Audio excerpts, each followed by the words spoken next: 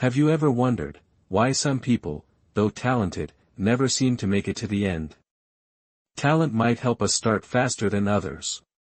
But only perseverance keeps us going till the finish line. I used to think that having a gift was enough. But life taught me that what truly keeps a person standing isn't luck, nor brilliance. It's the quiet strength to keep going when everything inside you wants to quit. I've been there too, impatient, frustrated, wondering, why am I working so hard, yet getting nowhere? Until one day, I heard a simple story about two potters. One gifted but always in a hurry.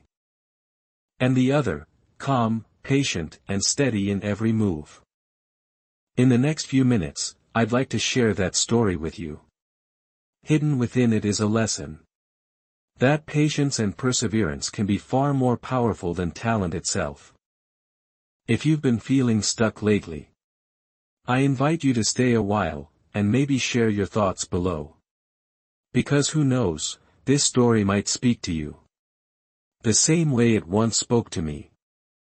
Now, let's travel together to a quiet little village, where two potters once showed everyone what true strength really means.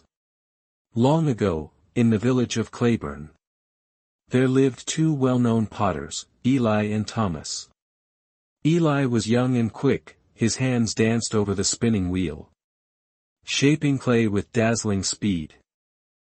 In just one morning, he could make dozens of vases, all beautiful and well-formed. Eli always wanted to prove himself. He was sure this year, the title would be his.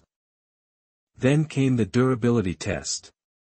Each vase would be gently struck to test its strength. When the judges tapped Eli's vases, a few cracked. Some lost their glaze, uneven heat had weakened them. Eli froze. His heart sank. He whispered, "No, this can't be." Then dropped to his knees in disbelief. The village elder sighed and said softly, "Now, Thomas." Thomas's vase was lifted and tapped. It rang out, deep, warm, and clear like a bronze bell. Even when struck harder, it held firm. Steady and strong, just like its maker. The crowd murmured in awe. Eli looked on, confused and defeated. How could I lose, when mine looked so beautiful? And then, across the square, he saw Thomas, quietly wiping his pottery wheel. His eyes calm, serene, almost timeless. Eli suddenly remembered something Thomas once said. Making pottery isn't difficult. What's hard, is keeping your breath steady until the very end. Eli had laughed back then. But now, those words echoed through his mind with new weight. When the judges announced the winner, Thomas didn't celebrate. Instead, he simply turned his vase toward the sunlight. Under the afternoon glow, the patterns on its surface shimmered, changing colors with the light. The villagers gasped. Thomas explained gently. This color-shifting glaze only appears when the pot is fired with perfect, steady heat. It takes patience and persistence. Had I rushed, it would never have come to life. He smiled and added, "These 4 vases represent the 4 seasons. And together, they'll bring prosperity to the king." And so, Thomas was named the finest potter of the land. After the contest, Eli quietly went to Thomas's workshop. He bowed and said, "I'm sorry, for laughing at you, and for not seeing what truly matters." Thomas, as always, was calm. Shaping the clay, adjusting the flame, checking the glaze. Every motion was patient and deliberate, as if time itself slowed down around him. Eli asked, "Master, why don't you work faster?" Thomas smiled. "I'm not slow, Eli. I just make sure I finish well. Perfection isn't born out of hurry.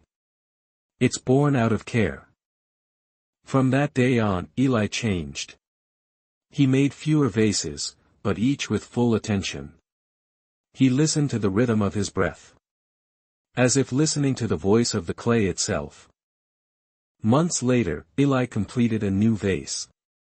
It wasn't flashy, but its lines were graceful.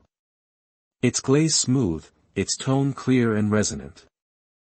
He brought it to Thomas. The old potter smiled, touched the surface, and said, "It's beautiful, Eli.